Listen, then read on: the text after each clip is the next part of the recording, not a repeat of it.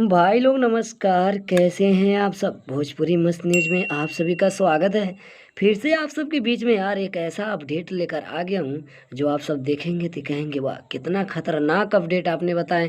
तो यार प्लीज़ फटाफट चैनल को सब्सक्राइब कर लीजिए, तभी ना आप सभी को मैं आगे आप सभी को वीडियो दिखाता रहूँगा भोजपुरी संबंधित, जो आप सभी को मैं हमेशा अपडेट बताता रहता हूँ। 2-3 दिन पहले आप सभी को बता देता हूँ जो गाना आने वाला रहता है।